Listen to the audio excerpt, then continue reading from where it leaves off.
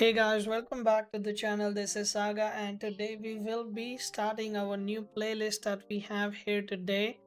And it is mostly going to be focusing on me trying to climb my way up from 696 TMR up to top 100, which is roughly around 1400 1500 TMR right now. I'm trying to aim to do it with only one team if possible, but making slight changes if required. The team that I will be doing it with is right in front of your screen right now. As you already know, this is the dojo rematch team that I have recommended to new players as well. Ignore the amphitheater item, it has to be drill. I don't have it on this account, so I'm doing it without that. But again, items, spreads, everything is in that video. Go and take a look at that if you would like. So I have already did one stream with this team for 7 hours and we already climbed 300 TMR. The score so far for this team is 26 and 3. So I am going to basically in this playlist to make 3 matches per video, and I'm going to explain in depth the pick and ban process, every single turn, what was I thinking, what was the mistake that was made by the other players, so that you can learn from that mistake and you can improvise and not make the same mistake again. This video is just for educational purposes. It is not there for making fun of anyone, so do not take it in that way.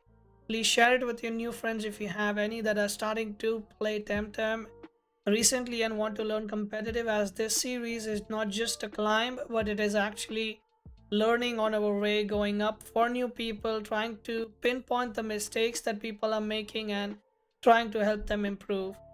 With that being said, let's jump into the matches. Alright, here we are in the first match right now. As we see at the moment, the first thing that is very important that you need to know is basically you need to understand what's happening around right now and how do you react to it. How do you do the pick ban? So usually for my team, the basic strategy is going to be picking up my 𝗂𝗵𝗶 and beginning the game with a strong lead. But it doesn't work into his team, if you know why, because they have a 𝗬𝗏𝗻𝗄, they have a 𝗬𝗂𝗽𝗍, 𝗧𝗲𝗺𝗍, 𝗬𝗏𝗻𝗄. All of them do not take the fire damage that my team mostly relies on.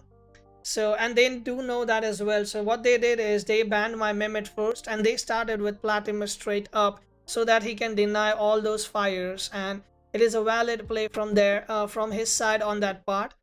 But here's where the situation changes a bit. So he took 𝗬𝗏𝗻𝗄, to counter which I took the amphitheater and the 𝗬𝗶𝗴. Now if you just look at this perspective from this side, you see clearly from his perspective that 𝗬𝗏𝗴 and amphitheater both counter the 𝗬𝗏𝗻𝗄, because plague and thunderstrike or plague and plague, either way they counter 𝗬𝗏𝗻𝗄 pretty hard.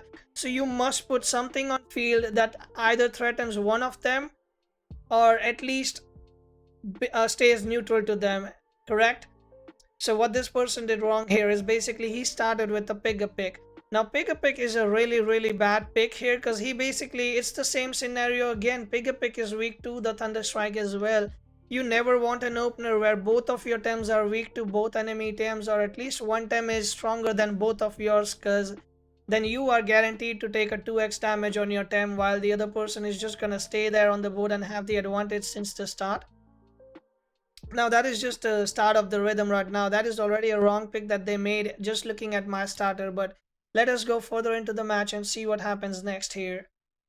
So again, for me, it is quite natural that I ban the 𝗂𝗏𝗃, because 𝗂𝗏𝗃 is the only threat now that can take the fire damage really good. The other two are really weak to amphitheater and 𝗬𝗏𝗴, so I do not ban them. Mix, 𝗬𝗏𝗃 and 𝗬𝗧𝗏𝗺, all of them are weak to both amphitheater and 𝗬𝗏𝗴's plagues. And I also have Naga on the back. Again, he can possibly ban the Naga here, which should be the case that he should do. So he does go with the Naga ban. Yes, he does. And now he should probably pick the Earth. So far so good right now. After the third and fourth pick, he's doing good. But you're gonna see how much of a momentum loss is this gonna be from turn 1 itself. The pressure that brings in from this team just by sure letting me have that kind of a lead is such a big of an issue. You will just find out now. So let us take a look at the match itself now. We are in the match, turn number 1. This is usually the most important turn in most matchups if you are playing an aggro team, because it basically decides a lot of stuff of how the flow is going to be go off the match. So let me pause it right here. I pick my opener in such a way that it is basically strong against everything in his back, or at least neutral. So if you look at amphitheater and 𝗬𝗏𝗴, 2x damage to 𝗧𝗏𝗺𝗫, 2x damage to 𝗵𝗵𝗶, 2x damage to 𝗵𝗶𝗴, 1x damage to 𝗧𝗵𝗶, and 1x to 𝗧𝗃𝗀 as well.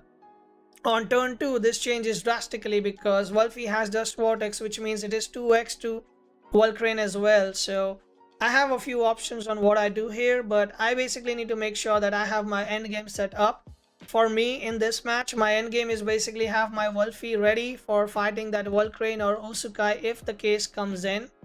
But it is mostly that 𝗧𝗃𝗀 that I predict that where the shit is going to be going down. So for me, what I need to do is basically I would probably sparks up my 𝗬𝗃 or a double in on 𝗵𝗵𝗶. If I double in on 𝗵𝗵𝗶 with a Thunder Strike and Plague, it should still kill that 𝗵𝗵𝗶, but I'm not guaranteed because I clearly know that he can just swap in and 𝗧𝗃𝗀 and the Thunder attack is gonna be soaked in just like that, and it will be a wasted turn for 𝗵𝗵𝗺. So what I rather do next is basically I sparks my 𝗬𝗃 and I Plague the 𝗵𝗵𝗶 spot just to get that attack over there. So here we go, we do the same thing as I just said. I Plague that spot after sparking it. So here we go, the Plague comes in, and just because it had the fake beard thing on it, the exhaust is just removing the status and not trapping it. He is now under the evasion from Bamboozle, and a Noxious Bomb comes in. 𝗵𝗵𝗺 is all the way down to, as you can see, 90 HP. Now here's the thing again, what do I do next in this turn? Because this turn is really important. I need that 𝗵𝗵𝗺 to be dead. I basically need some of his temps to be gone, but as you see, if that 𝗵𝗵𝗺 is alive with Aquatic Whirlwind online, it's gonna cause me an issue because it can one-shot both Chromion and Hejin. So killing that 𝗵𝗵𝗺 is my highest priority, and the fact that I can kill it this turn is because it has an evasion, and the opponent clearly does not understand the speed priorities and how I can just kill that 𝗵𝗵𝗺. He probably thinks just because it has evasion it might get away with it, but as a new player you need to understand what are the speeds of Temtems and how do they work. So basically 𝗵𝗵𝗺 is the fastest Tem in the game, and you never leave an 𝗵𝗵𝗺 on field and expect it to not attack before dying. So as long as you have an 𝗵𝗵𝗺 on field on enemy side, you should always expect that it's gonna do something before it dies. And what I do here is basically I Plague with my 𝗬𝗃 because that's a 3 prio move. It will always go before 2 prios, and my 𝗬𝗃 is 169 speed, so it basically goes before 𝗵𝗵𝗺's 2 prios. So my 𝗬𝗃 will do the Plague here, and then the 𝗵𝗵𝗺 is just gonna Thunder Strike and kill that 𝗵𝗵𝗺. Now if he just saw that coming, he could have brought the 𝗬𝗃𝗀 back in there, but just because he had that cover of that evasion, he thought that he's safe there. So here we go, he decided to swap the pig out, which is again a low tempo move. Whenever you do a swap, you lose a lot of tempo. So the Plague has removed the evasion and Thunder Strike comes in, and that's clearly the 𝗵𝗵𝗺 is now gone out of the question. So there is one threat removed from our fires now. Our fires have a little bit of a more breathing space right now, so the only problems for fire now is basically the 𝗬𝗃𝗽 and the 𝗬𝗃𝗀. But again, 𝗬𝗃𝗽 is alone in the field right now. As you can see, the situation is the same for us again, where I can just double in with a double Plague on that 𝗬𝗃𝗽 and it would still be a good turn for me. At this point, the match is kind of lost for them because they can't really do much. But here's the thing, what do I do next again is the question. As I said, it's pretty easy turn for me. I can just double Plague in and it should be an easy kill because both of them are 3 priors. They are really fast. They are always gonna go first. I secure the kill, and that's another fire threat that I had for my team. My team is threatened by those 2 Temps. They are both gone now. Now this is where I start setting up my stuff. So I look at the back sheet. I see that there's a 𝗵𝗵𝗺, there's a 𝗬𝗃𝗀, and there's a 𝗬𝗠. So this is the perfect turn. I can bring the Hejin in because I can generify the Hejin in the worst case scenario if the 𝗬𝗃𝗀 decides to show up. All the mistakes that happen in low TMR that people seem to avoid, these are the basics that you need to follow on turn by turn when the scenarios come around. So I'm just gonna swap in the Chromion because there is no threat anymore, and Harmful Microwaves is the synergy for our Tem. 14 stamina only if the Chromion is in there. So let us get that Chromion in. Harmful Microwaves does a good chunk of damage. Probably 𝗬𝗠 hits us as well. It does a good chunk of damage as well. He does a Stone Wall. It doesn't really matter because Stone Wall again is physical. For me, I don't even need to think about these turns anymore because I can just Hellfire and Harmful one by one and it will just do a lot of damage. but I think I just went all in into this because it didn't really matter. I just wanted the match to be over. So here we go again. I'm gonna do a Hellfire, double Hellfire over here in this scenario again. He did a good swap. He brought that 𝗂𝗏𝗀 in, which means it is gonna take less damage, but still it's good damage that's still gonna go in. We have a double Hellfire coming in.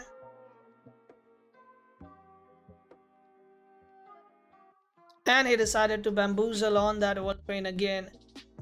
So this is where basically if you are ever in a situation like this, I know this is not for him. He's not gonna do this because this does not apply to him. He has Stone Trench available and most likely he's gonna use it. But for anyone that is looking at this video right now, if you arrive in a situation like this where you have two Tems, one of which is low stamina and one of which is higher stamina, you should always go for the higher stamina if you have the one-shot potential. Just because a Tem is low in HP doesn't mean you have to kill it. If you have the potential to do the damage on the higher HP but the higher stamina, that is more important. On a fast team, HP does not matter because they are all squeezies and they die instantly. So you should always kill the one with the higher stamina on an aggro team if you are facing one. That is one very important tip you should take note of. Now let me fast forward this because there is not much happening in this match. It's most likely gonna be a Stone Trench coming in with my hologram to ignore that Stone Trench and harmful microwaves to kill the pig or secure the kill basically. I don't mind if Chromion died, but I just wanted to keep it alive because it will get me another Hellfire off right now. So as we go forward, I can possibly bring the 𝗂𝗏𝗀 in now as I require it to be. So we just fast forward this match, but this match is pretty much GG here. There is nothing much left to explain in terms of decision making in this. Turn 1, turn 2 were really important for this match, and that's where the match was already settled. This is just a follow-up now that we'll just keep on going for a few turns and we just do Hellfire and so on. So I am still gonna let it play really quick on a fast pace speed so you can take a look at how the match ended. What did I do? There was nothing spectacular. I just killed the move flank first and then I just vortex the 𝗂𝗏𝗀 to end the match, and that will be the match number 1 for us.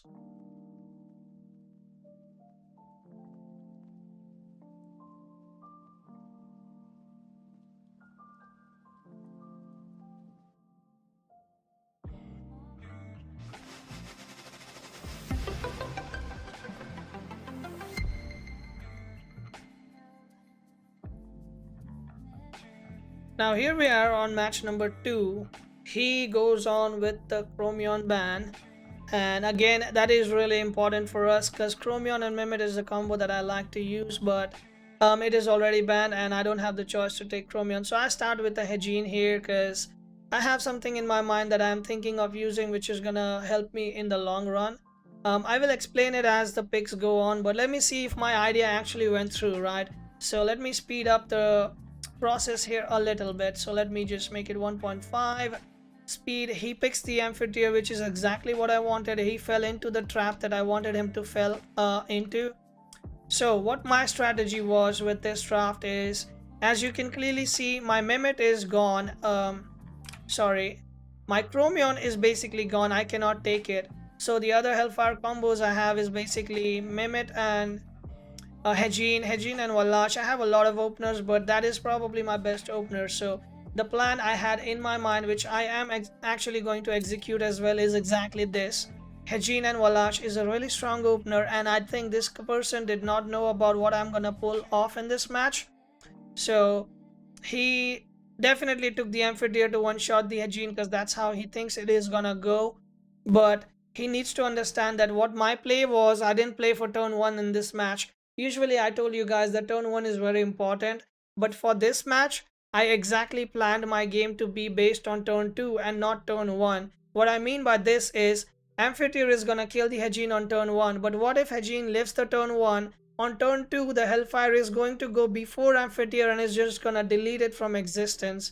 So that is my game plan, and 𝗬𝗪 is joining in on that same board. Is basically just bingo for me because there is no way he can kill the 𝗧𝗵𝗺 on turn 1. And the reason behind that is, as I said earlier, 𝗵𝗏𝗺 is the fastest Tem in the game, so it is always gonna go before 𝗬𝗪. When I do the evasion on 𝗧𝗵, 𝗵𝗶 is gonna get blocked no matter what he does, and 𝗬𝗧𝗺 turn 1 is really weak.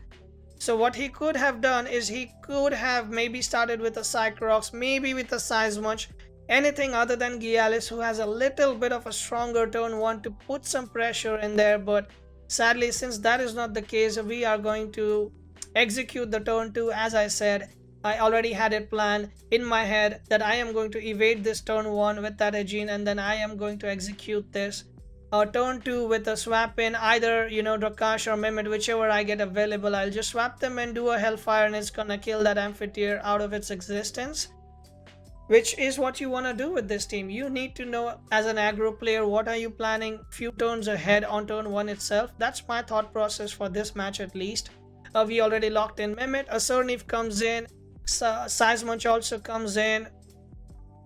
Again, you might ask me why I'm not worried about 𝗧𝗵𝗆, because it can one-shot almost all of them with an wreck. But here's the thing, he should live one turn to actually get to wreck, right? He does not.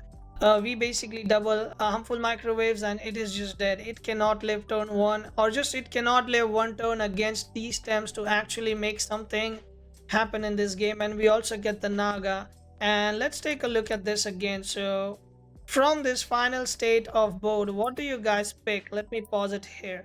So take a look at this nicely. 𝗧𝗵𝗆, 𝗵𝗵 and 𝗧𝗃𝗃. Let's count all three of them as fires. They basically just delete these 3 times, and Naga can basically delete these 2 times, and 𝗧𝗵𝗆 and 𝗵𝗵 can also delete 𝗧𝗵𝗆 from existence. So just from this big band picture itself, you get a clear idea that this draft is heavily in our favor, and if we put the turn 1 or turn 2 in our favor, it's gonna be complete destruction on one side, and there is nothing that this guy can do at the moment, because he had a really bad draft and he played right into the trap that we set for him. Basically, I don't even take much time to think on this. I just basically click on the Generify and Crystal Spikes on 𝗵𝗶 to quickly get him down to the level where I want it to be. So we do the Generify, we get that evasion really quick. This is very important because it is going to help us to ignore this Thunder Strike that's about to come in. But this is another misplay that they just did, which is they did not even bother attacking and removing that evasion. Now generally in any scenario, you want to attack that 𝗧𝗵𝗆. You cannot let it just be there. You took that 𝗵𝗶 to attack that 𝗧𝗵𝗆, and you just wasted the strongest turn you had on your 𝗵𝗶. Even if you did attack, you would get outplayed, but that's another thing. Doing the wrong play is even worse than doing the good play. So in this case, he just did not attack. So how is this gonna affect him, you might ask? You will see on turn 2 what's gonna happen now, because it is gonna affect him a lot, because he decided to double gash. Now I do the Hellfire, I swap in my Tem. So here we go, he decided to save the 𝗵𝗶, it goes back, and we have a 𝗧𝗵𝗆 coming in here. 𝗬𝗧𝗺 also backs out, which is a good decision. Move flank comes in. Now how much damage do you think we are gonna do with one Hellfire, you might think, right? Let us take a look. So I just got a Hellfire down. They are down to 56.5% and 73.7%, with me taking 0 damage across the board. If they attacked with 𝗵𝗶 the first turn itself, this 𝗧𝗵𝗆 would not have that evasion. Maybe that 𝗬𝗧𝗺 could have done an attack. Maybe something would have been a little bit different, but we are at the moment 2 turns in and there is 0 damage that we have taken so far. And there is no reason that I even have to swap anything in or out, because I am just so sure that I'm just gonna kill everything here. So harmful microwaves is of course what I click on, and Hellfire on this board instantly, not even thinking about this at all, because he already lost a match in terms of momentum that he had before on turn 1 and turn 2 itself.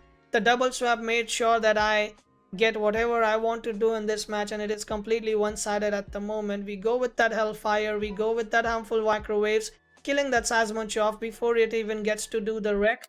Another thing to keep in mind, that person might have thought that 𝗧𝗵𝗆 came in so it can do a wreck and it can kill both of these 𝗧𝗵𝗆s, right? But no, that's not how it works. That 𝗧𝗵𝗆 first of all had no synergy, which means that the wreck was too prio. If that 𝗧𝗵𝗆 had a 𝗬𝗧𝗆 next to him, like if he swapped that move flank for a 𝗬𝗧𝗆, he could have had a chance of getting that wreck off if that 𝗧𝗵𝗆 was fast. But again, 𝗧𝗵 is just another creature. It's gotta go fast. It will always almost goes first because it has that much speed on it. I have a max speed 𝗧𝗵. I am just 100% sure that I'm gonna kill that 𝗧𝗵𝗺 before it even moves. So I didn't even frail for a second to click on that move. And at this point, this match is quite over. I'm just gonna click the Hellfire again, but that opponent just decided to surrender, and that was the match number 2. It just ended that quick, and now we are on to match number 3. Let's take a look at this match quickly. So as you look at both of the teams, what you see here is basically a mid-range team from his side, and again our team is the same. I am looking at the bans right now, and possibly I go with the 𝗂𝗀𝗺 in this case because I don't want to deal with that electric damage that might be coming into my team if he is way too fast enough than my expectations. So let us take a look at what he starts with, and then how do we respond to it, because this is the match where I have the footage from the start till the end. So let's take a look at what he goes with. I'm going to speed it up a little bit, and I'll pause in between to explain. So he starts with Roller. Again, this is pretty classic. He picked the best Tem into our team, considering it counters 3 of our Tems, but he banned the Mehmet as well, so there's not going to be a 4th one. So for me, again, this is quite easy. I can start with the 𝗂𝗶𝗶 because the Plague is going to do really good work in this team. 𝗂𝗶𝗵𝗵 is just so good into this team. Take a look at it again. I am looking at this start turn 1 itself from a swap perspective. So I am not even bothered with what's going to be the second pick. What I look at is, what if I double in on this Roller? What can take that? A 𝗂𝗶𝗵 Plague will hit this for 2x. So let me get a marker here. This thing is taking 2x damage from 𝗂𝗶𝗵. And if I pair it up with a Thunder Strike from 𝗵𝗵𝗺, this thing is taking less damage. It's not taking heavy damage. But if it tries to swap into any of these, so let's say for example Valorant comes in, it's taking 2x damage. 𝗬𝗏 is taking decent damage from Plague as well. 𝗧𝗵𝗺 does not like the Plague, and 𝗵𝗵𝗺 𝗧𝗵 does not like the Thunder attack as well. So I'm basically covering all my swaps for him in case he wants to do a swap. My double in is covering everything that he can possibly offer other than the 𝗂𝗚𝗚. But again, if the enemy team has a 𝗂𝗚𝗚 and it wants to swap in on turn 1, that's really big for you because you will get a lot of damage out of him. You will get a lot of damage on him at turn 1 itself, which is a good momentum lead. You always want 𝗂𝗚𝗚 to be under pressure, not able to do anything at all. So he started with 𝗧𝗏𝗃, and this is gonna be possibly the worst choice you could do. I mean, it is good. It can do turn 1 really good damage to both of them. So actually, it is a good pick, but he makes a mistake with 𝗧𝗏𝗃. We will get into that soon. Let me fast forward this. They went with the Naga ban, completely understandable. They might think it's a Deceit aura, but it is about a custodian. They don't know that. Still, it's a good ban from them. We go with our fire gang again. We take the 𝗧𝗵𝗺, we take the Chromion. Let's take a look at the last pick that we might do here, depending on what they pick again. If they don't take 𝗧𝗵𝗺 at all, then I might just go with Walash, but let's see. So they go with 𝗧𝗵𝗺 and Valorant, and we start with Drakash. Let me just pause again, rewind, quickly pause it at where I pick it, and take a look at this team again. Do you think there is a advantage that I have already or not? Just from looking at this, I'm gonna give you guys a few seconds. You can pause the video if you want, but here is the answer. No, he has a massive disadvantage and he does not see it maybe. So my turn 1 is crystal clear right now. I double in on this slot. It doesn't matter what comes in. I do a Plague, I do a Thunder Strike. If this thing comes in, he's going down to 50% HP, which means on turn 2 he's gonna take heavy damage and possibly die. If this comes in, it's literally dead because, well, it's taking that Thunder Strike, it's going down. If this one comes in again, the Thunder Strike is gonna hit hard. So my turn 1 is absolutely bonkers, and 𝗧𝗏𝗃 cannot do much. Even if it does a Toxic Ink at best to either one of them, it's taking it down to 50%. But what I am gonna inflict is gonna be more than 50%, regardless of whichever Tem wants to come in. So with that being said, now let's go into the actual match and see what actually happened there in the match itself. So for me, again, it's a simple turn. As you see, I didn't even take a few seconds. Even in like fast forward, you see it was so quick. I did the double in. the best weapon for him was 𝗂𝗚, which is exactly what he did. We do the Plague, we do the Thunder Strike on him as well. And there we go. Turn 1, 𝗂𝗚 is down to 50% HP. It is not gonna do much. And this is a mistake he did here again. Or anyone basically in lower elo, you need to understand you cannot give the room to the aggro players for them to breathe. If an aggro player gets away with 100% HP on both of his stems on turn 1, you are gonna have a bad time because you just gave them the time they require to just blow the damage out on you. You don't know what that means? Let me put that in perspective for you now. What opportunities did I get in this turn now? Because he just went passive and he didn't do a Toxic Ink on my Temps. Now this is basically an open field for me to do whatever I want. I have my Infectious trait, as you can see right now over here, which basically stops this healing to go. So even though he has that healing, he's not gonna heal anything because I stop it. And now he probably knows it as well because it just procced. It was turn 1, so I don't blame him for playing passive. But the moment you see an aggressive team, you should have expected that this Amphitheater is gonna be Infectious and it's gonna stop that healing from happening. Now that is done, I have a few options here that I can do. I can double in on this 𝗂𝗚 and make sure it dies.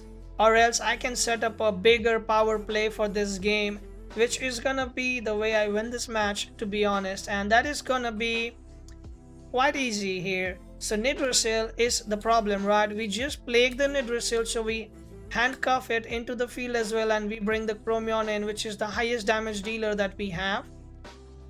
The reason why we do it is because we trap it in, next turn we Hellfire and it is 100% dying. We are setting up the damage for next turn, and since he let us with this free lead, we can do whatever we want at this point.